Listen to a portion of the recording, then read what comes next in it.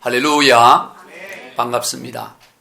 지난 시간에 살펴본 대로 예수님께서는 날 때부터 맹인되었던 사람을 고쳐주셨습니다. 인류 역사상 단 한 번도 없었던 일입니다. 평생 앞을 보질 못하여 남에게 구걸을 하며 살던 그 사람이 눈이 떠지자 마치 외양간에서 나온 송아지가 들판을 펄쩍펄쩍 뛰어다니듯이 그는 크게 기뻐했습니다. 천지가 개벽되는 것보다 그에게는 더한 기쁨이었습니다. 말로 다 할 수 없는 기쁨이고 감격입니다. 다들 보고도 믿기 어려운 일이었습니다. 그래서 그를 만나는 사람마다 아니 이 사람이 그 구걸하던 그 거지가 아닌가 그렇게 수군거렸습니다. 그러면 맞아 그 사람 맞아. 또 어떤 사람 아니야. 그 사람과 닮은 사람이야. 그렇게 수군거렸습니다. 그때 그는 아니요 내가 바로 그 사람이요 하면서 자신이 지금까지 눈을 뜨게 된 그 모든 그간의 이야기를 다 말해 주었습니다. 그러면서 자연스럽게 예수님을 전하게 된 것이죠.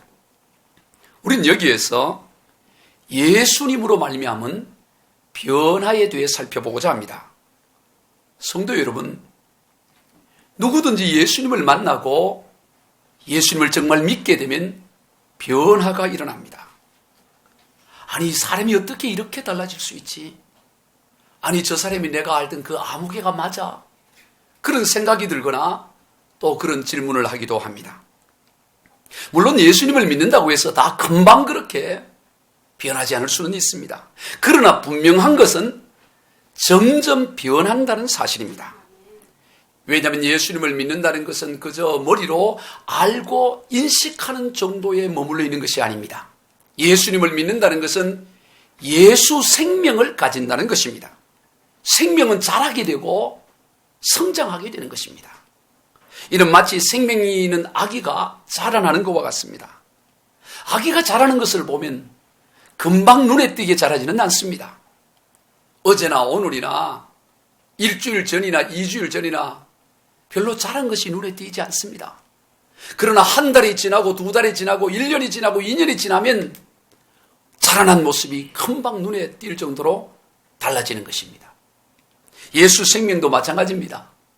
어제나 오늘이나 지난주나 이번주나 예수를 믿어도 별로 변한 것도 없는 것 같고 달라진 것도 없는 것 같지만 1년이 지나고 2년이 지나고 세월이 지나가면 많이 달라지고 변화된 것을 우리는 보게 되는 것입니다. 이것이 정상적인 그리스도인의 변화와 성장입니다. 이것이 예수님을 믿는 그 믿음으로 이 땅에서 누리는 복 중의 복인 것입니다. 예수님을 믿게 되면 이 땅에서 누리는 최고의 복 가운데 하나가 사람이 바뀌어진다는 것입니다. 성품이 달라지고 인격이 바뀌어집니다. 말이 달라집니다. 그래서 본래 하나님께서 인간을 창조하신 하나님의 형상이 나타나는 것입니다. 성도 여러분, 여러분에게 지금 그러한 변화와 성장이 있습니까? 만약 그렇지 않다면 1년 전이나 2년 전이나 아니 10년 전이나 20년 전이나 내게 변화와 성장이 없다면 그런 영적 장애 상태 가운데 있는 것입니다. 아이가 3살 때나 5살 때나 7살 때나 12살 때나 키가 자라지 않고 그 모습 그대로 있고 정신도 자라지 않는다면 이 얼마나 심각한 일이겠습니까? 그렇다면 부모들이 가만히 있겠습니까? 장애 요소가 무엇인지를 찾아내고 어떻게 하든지 그 아이가 성장하고 자라도록 하기 위해서 백방으로 노력을 하지 않겠습니까? 영적인 성장과 변화에 있어서도 마찬가지입니다. 무엇이 나로 하여금 이 장애를 만들고 있는지를 찾아내고 거기에서 벗어나야 하는 것입니다. 사도 바울은 교회 안에서 시기와 분쟁이 있는 고린도 교회 성도들을 향해서 신앙이 자라지 않는 것에 대한 책망과 더불어 안타까워하며 신앙의 성장을 촉구하고 있습니다. 고린도전서 3장 1절로 3절입니다. 시작. 형제들아 내가 신령한 자들을 대함같이 너희에게 말할 수 없어서 육신에 속한 자 곧 그리스도 안에서 어린 나이를 대함과 같이 하노라. 내가 너희를 저주로 먹이고 밥으로 아니하였노니 이는 너희가 감당하지 못하였음이거니와 지금도 못하리라. 너희가 아직도 육신에 속한 자라다. 너희 가운데 시기와 분쟁이 있으니 어찌 육신에 속하여 사람을 따라 행함이 아니리요. 여러분, 이 바울의 책망과 촉구가 오늘 저와 여러분에게 해당되지는 않습니까? 세월이 지나도 변화와 성장이 없는 이 고린도 교회 성도들을 향한 바울의 탄식인 것입니다. 여전히 시기와 분쟁이 있습니다. 바로 이러한 시기와 분쟁이야말로 가장 전형적인 어린 아이 수준의 신앙인 모습인 것입니다. 누구나 처음에야 밥이 아닌 젖을 먹지만 시간이 지나면 젖을 떼고 밥을 먹어야 합니다. 부드러운 음식뿐만 아니라 질기고 단단한 음식도 먹고 소화를 시켜내야 하는 것입니다. 좀 마음에 맞지 않더라도, 좀 기분이 상하더라도, 좀 손해를 보더라도 참고 이겨가야 하는 것입니다. 십자가를 져야 합니다. 여러분, 십자가는 본래 억울함이 가장 기본적인 요소입니다. 십자가의 가장 본질적인 요소는 억울함에 있습니다. 예수님이 십자가를 지실 이유가 하나도 없습니다. 억울한 것입니다. 그럼에도 불구하고 그것을 지고 나가는 것, 그럴 때 성장과 변화가 일어나는 것입니다. 주변 사람들로부터 그런 변화와 성장이 인지가 될 정도로 성장하고 성숙해야 되는 것입니다. 다음으로 오늘 본문에서 바리새인들의 반응을 살펴보고자 합니다. 사람들이 전에 눈이 멀었던 그를 바리새파 사람들에게로 데려갑니다. 왜 사람들이 그를 바리새파 사람들에게로 데려갔을까요? 그 이유에 대해서 오늘 본문 14절입니다. 시작. 예수께서 진흙을 이겨 눈을 뜨게 하신 날은 안식일이라. 예수님께서 맹인의 눈을 뜨게 한 그날이 안식일 날이었기 때문에 사람들이 그를 데리고 바리새파 사람들에게로 데려갔다. 그렇게 기록하고 있습니다. 당시 유대 종교 지도자들, 특히 바리새인들에게 있어서 안식일은 너무나 중요하게 지키는 규례였습니다. 그래서 안식일을 지키도록 하기 위해서 세세하게 규례를 정해놓았습니다. 그래서 다들 그러한 풍조에 젖어 있어서 일평생 눈이 멀어서 구걸하며 살던 그 맹인이 눈을 뜬 그 감격과 기쁨에 대해서는 무관심한 채 왜 안식일날 저런 일을 하느냐는 거기에만 주된 관심이 있었던 것입니다. 그래서 그 분야의 전문가들에게 그를 데려간 것입니다. 바로 그러한 분위기를 조성한 이들이 당시 종교 지도자들이었고 특히 바리새파 사람들이었습니다. 그러면 왜 그 당시 종교 지도자들은 그러한 규례를 정해놓았을까요? 하나님을 더 잘 믿어보려고 하기 때문이었습니다. 더 하나님을 열심히 더 잘 믿어보려고 그런 규례들을 세세하게 정해놓은 것입니다. 그런데 문제는 얼마나 열심히 하나님을 믿느냐, 그것이 중요한 것이 아니라 얼마나 바르게 믿느냐 하는 것입니다. 방향이 더욱 중요합니다. 열심과 속도보다는 바른 방향을 가져야 하는 것입니다. 만약 방향이 잘못되면 열심을 내면 낼수록, 속도가 빠르면 빠를수록 더 큰 문제가 생기는 것입니다. 그러면 신앙생활을 함에 있어서 하나님을 잘 믿음에 있어서 바른 방향이 무엇일까요? 그것은 바로 나의 어떠함이 아닌 오직 하나님이 전부가 되는 것입니다. 신앙생활을 하면 할수록 나의 어떠함은 사라지고 오직 하나님의 전부만이 드러나는 것, 이것이 바로 하나님을 바르게 믿는 방향인 것입니다. 나의 의로움과 나의 열심과 행위는 하나님 앞에서 마치 태양 앞에 호롱불과 같은 정도인 것입니다. 밝은 태양 햇살 아래 호롱불을 켠들 무슨 보탬이 되겠습니까? 호롱불 1000만 개를 켠들 태양의 그 대낮의 밝은 앞에 무슨 보탬이 되겠어요? 아무 의미가 없는 것입니다. 태어나면서 앞을 보질 못하던 사람이 지금 눈이 뜨여져서 앞을 보고 뛰어다니는데 무슨 안식일날 일을 하고 안 하고가 무슨 의미가 있겠습니까? 아무 의미가 없습니다. 태어나면서 앞을 보질 못하여 구걸하며 살던 사람이 이제 눈을 떠여서 하나님을 찬양하고 뛰어다닐 수 있는 인생이 되었는데 손톱을 깎고 머리를 깎고 안 깎고가 그게 무슨 의미가 있겠습니까? 아무 의미가 없는 것입니다. 세상 종교와의 근본적인 차이가 여기에 있습니다. 세상의 모든 종교는 자신이 어떠함으로 신의 경지에 이르려고 하는 것입니다. 그런데 사람이 아무리 노력을 하고 의로운 행위를 한들 어떻게 절대 경지인 신의 경지에 이룰 수가 있겠습니까? 의에 이룰 수가 없습니다. 그래서 더 열심을 내는 거죠. 더 열심히 해서 신의 경지에 도달해 보려고 하는 것입니다. 성도 여러분, 오늘 저와 여러분이 무슨 노력과 의를 충분히 기울여야 하나님으로부터 은혜와 그러한 그 평안과 기쁨을 받기에 충분하겠습니까? 내가 이만큼 했으니 이제 하나님이 내게 은혜를 베풀어 주셔도 되고 기쁨을 주셔도 되고 평강을 주셔도 됩니다. 그만큼이 얼마만큼을 해야 그만큼이 될 수가 있겠습니까? 불가능합니다. 아무리 노력해도 늘 부족하는 것입니다. 그러므로 처음부터 부족함을 인정하고 나가야 되는 것입니다. 앞서 살펴봤던 한 세리처럼 하나님, 저는 처음부터 안 됩니다. 저는 부족합니다. 오직 하나님 외에는 내가 어찌할 수 있는 것이 아무것도 없습니다 하면서 처음부터 자기의 부족과 연약함을 드러내야 하는 것입니다. 그러한 그에게 주님께서는 누가복음 18장에서 세리에게 이렇게 말씀을 하십니다. 누가복음 18장 14절입니다. 시작. 내가 너희에게 이르노니 이에 저 바리새인이 아니고 이 사람이 의롭다 하심을 받고 그의 집으로 내려갔느니라. 여러분, 하나님 앞에서 의로움은 다른 것이 아닙니다. 나는 죄인입니다. 나는 어찌할 수 없는 연약한 자입니다. 나는 얼굴도 들 수 없을 만큼 부족한 자입니다. 그렇게 자기를 낮추고 하나님 앞에서 자기의 의로움은 그저 호롱불에 지나지 않음을 고백하는 그를 하나님은 의롭다 말씀하시는 것입니다. 기독교 신앙에 있어서 성장과 변화는 이처럼 점점 자기를 낮추고 그래서 점점 더 어린 아이와 같이 되는 것입니다. 여러분, 이게 신앙의 성숙한 거예요. 신앙이 성장한 거예요. 1년, 2년 지날수록 점점 세월이 지날수록 점점 더 주님, 내가 할 수 있는 게 아무것도 없습니다. 이게 신앙이 성장한 거예요. 목회를 해보니까요, 1년, 2년, 10년이 세월이 지나가면 지나갈수록 야, 내가 할 수 있는 게 아무것도 없구나. 정말 그게 깨달아져요. 정말 바울이 고백한 것처럼 나는 사도라 칭함받기도 부족하구나. 나는 죄인 중에 괴수로구나. 그 고백이 절로 나와요.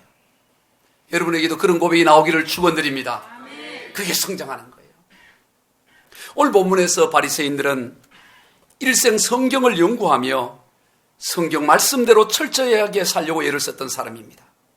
그러면 예수님께서 행하신 인류 사상 한 번도 없었던 이 나면서 맹인된 사람이 눈을 떠서 걸어가는 것을 보았으면 바로 예수님을 주님으로 메시아로 믿기는 어려웠다 할지라도 한번 연구를 해보려고 해야 되지 않겠습니까?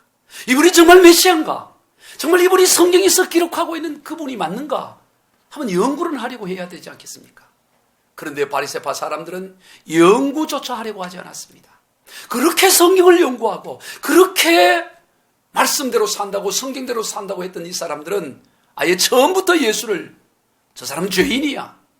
저 사람은 죽여야 돼. 그렇게 했던 것을 보게 되는 것입니다. 무조건 거부하는 것입니다. 인간의 어리석고 완고한 고집을 보게 되는 것입니다.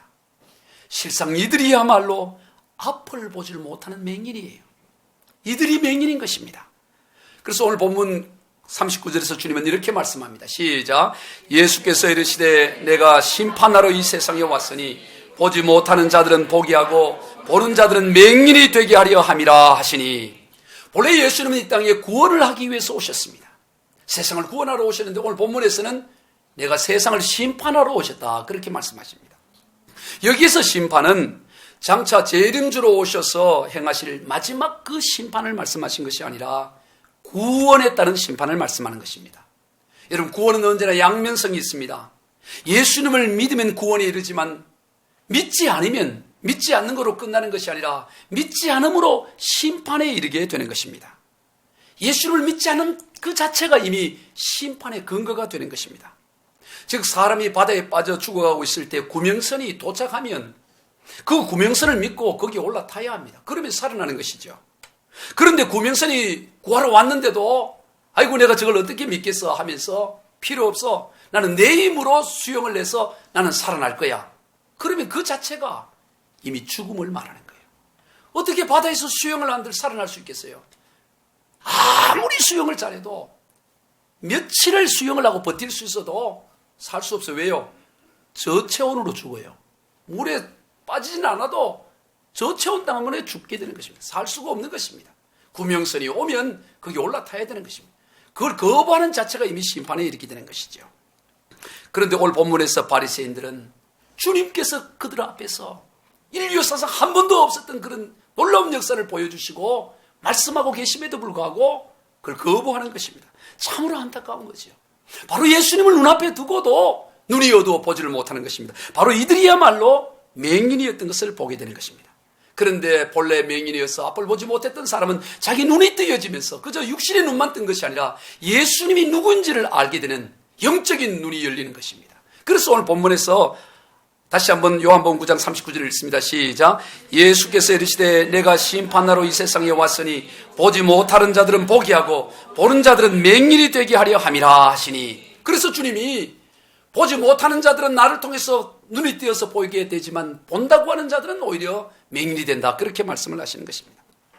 그 말씀을 듣고 나서 그 자리에 있던 바리새파 사람들이 그러면 우리가 맹인이라는 말이요 하면서 따져들었습니다. 그러자 주님께서 이런 말씀을 해요. 요한복음 9장 41절입니다. 시작. 예수께서 이르시되 너희가 맹인이 되었더라면 죄가 없으려니와 본다고 하니 너희 죄가 그대로 있느니라.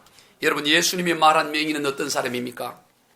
자기의 죄가 보이질 않는 사람입니다. 자기의 죄를 보질 못하는 사람이 맹인이에요. 그래서 예수님이 누군지를 모르는 것입니다. 자기 죄도 보이지 않고 자기 죄가 보이지 않으니 예수님이 그리스도인지를 알 수가 없는 것입니다. 마찬가지로 예수님이 말씀하신 눈이 뜬 사람은 자신의 죄가 보여지는 사람입니다. 자신이 죄인임을 아는 사람인 것입니다. 그래서 예수님이 필요한 존재임을, 예수님이 그리스도이심을 믿는 사람, 그가 바로 눈이 뜨인 사람이라고 말씀합니다.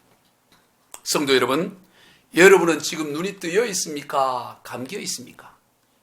한번 옆 사람 보세요. 눈이 뜨여져 있나? 감겨져 있나? 다 육신의 눈이 다 뜨여져 있겠죠. 그러나 육신의 눈은 뜨여져 있지만 영적인 눈이 감겨져 있는 사람들이 세상에만 있는 것이 아니라 교회 안에도 많이 있는 것을 보게 돼요. 영적인 눈이 감겨져 있는 사람이 어떤 사람입니까? 자신의 죄가 보이질 않는 사람이에요. 자신의 죄가 보이질 않고 영적인 눈이 감겨져 있다는 그 증표로, 확실한 증거로 우리는 셀프 체크를 할 수 있습니다. 그것이 뭐냐면 내 입에서 남을 정죄하고 판단하는 말이 쉽게 나오느냐를 보면 아는 것입니다. 내 입에서 누구의 잘못을 보면 쉽게 바로 판단하고 정죄하고 비판하는 말이 나오면 그는 틀림없이 눈이 감겨져 있는 영적인 맹인인 것입니다. 눈이 뜨여져서 자기의 죄가 보이는 사람이 어떻게 남을 쉽게 판단하고 정죄할 수가 있겠습니까? 내 눈에 내 죄가 들보처럼 보이는데 어떻게 남의 눈에 티끌을 내가 빼겠다고 그렇게 달려들 수가 있겠습니까? 그리고 내 속에는 이 들보 같은 죄를 용서하신 주님이 내 눈에 보이는데 어떻게 그 주님 앞에서 남을 정죄하고 판단하고 그렇게 비판할 수 있겠습니까? 내 입에서 쉽게 남을 정죄하고 비판한다는 말은 곧 내가 지금 영적으로 눈이 감겨져 있는 맹인이라는 증표인 것입니다. 그러므로 오늘 우리가 눈이 뜨여지면 남을 향한 정죄와 비판은 자연스럽게 사라지는 거예요.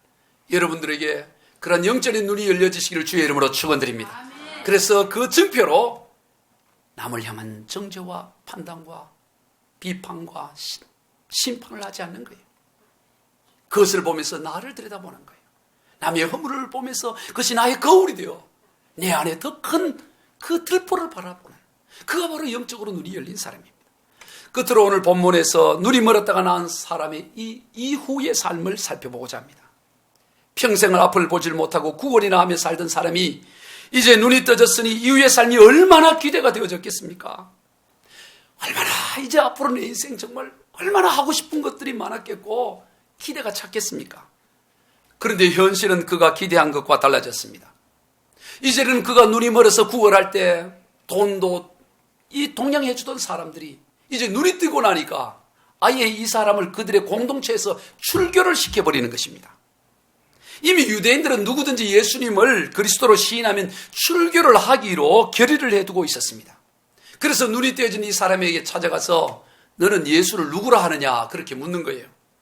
그는 그저 예수님께서 그를 찾아와서 눈을 뜨게 하시다 보니까 예수님이 구체적으로 어떤 분인지 잘 몰랐습니다. 그래서 그저 그가 아는, 그가 믿는 수준에서 그분은 선지자이십니다. 그렇게 대답을 했습니다. 그가 알 수 있는 최고의 상황이었죠.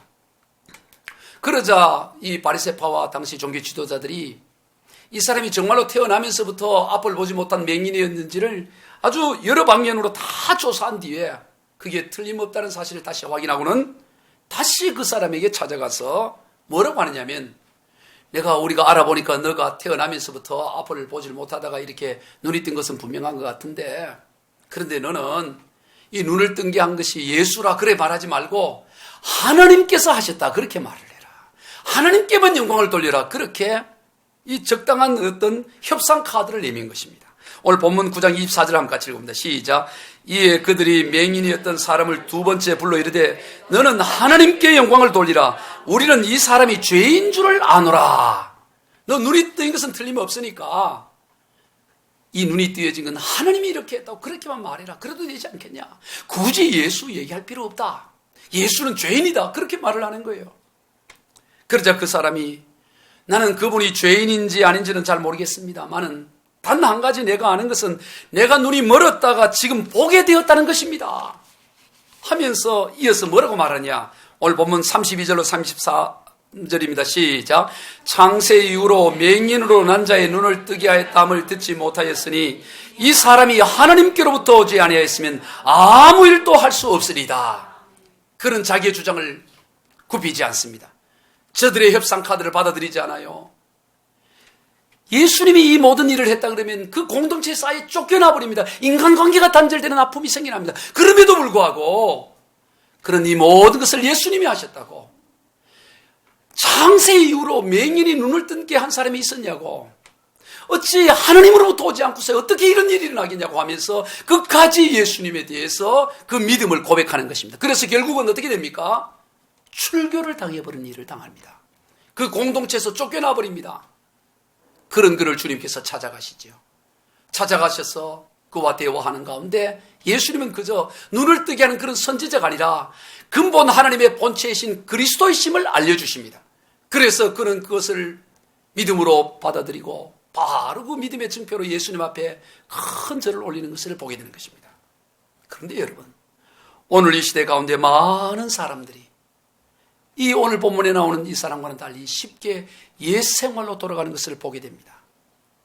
예수님을 믿고 이런저런 많은 은혜와 하나님의 역사를 경험합니다. 그래서 찬양을 울면서 합니다. 웬 말인가 날 위하여 주 돌아가셨나.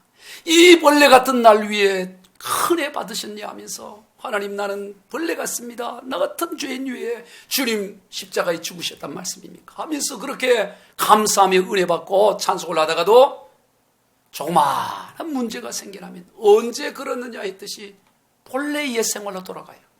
조그마한 섭섭한 말만 들어도 언제 그랬냐 했듯이 그냥 돌아가 버리는 인생들을 보게 되는 것입니다. 그러한 인생에 대해서 베드로는 속담까지 인용하면서 이렇게 말합니다. 베드로후서 2장 22절 시작. 참된 속담이 이르기를 개가 그 토하이던 것에 돌아가고 돼지가 씻었다가 더러운 구덩이에 도로 누웠다 하는 말이 그들에게 응하였도다. 참 얼마나 안타까운 일이에요. 개가 토하이던 것을 먹고 돼지가 깨끗이 씻어놨는데 다시 더러운 웅덩이에 다시 진창 속에 뒹구는 그와 같은 것이라고 말하는 것입니다. 성도 여러분, 우리는 어떤 대가를 치더라도 예수 복음 안에 거하는 삶이 되어야 할 것입니다. 오늘 우리는 이 맹인과 같은 인생에서 눈을 떠 예수가 그리스도이심을 우리는 믿고 고백한 사람들입니다. 그러므로 어떤 핍박과 어려움이 온다 할지라도 적당히 타협하며 되돌아설 수가 없는 것입니다. 다시 그 상황으로 돌아갈 수가 없는 것입니다.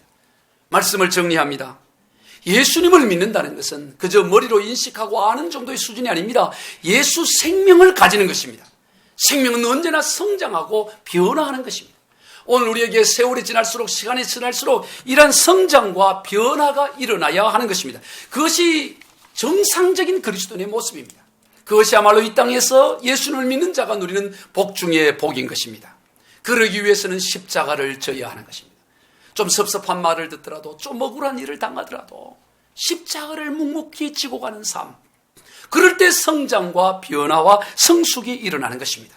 그리고 나의 어떠함이 아니라 오직 하나님이 전부가 되는 삶, 내 인생은 아무리 의로운 거라 할지라도 태양과 같은 하나님 앞에 호롱불에 지나지 않음을 고백하고 하나님 앞에서 나의 호롱불은 끄고 오직 태양과 같은 하나님이 전부가 되는 삶, 그리고 어떠한 고난과 어려움 가운데서도 돌아서지 않는 인생, 그가 바로 참된 그리스도의 사람인 것입니다. 우리 모두 그러한 인생들이 다 되시길 주 예수 그리스도 이름으로 축원드립니다.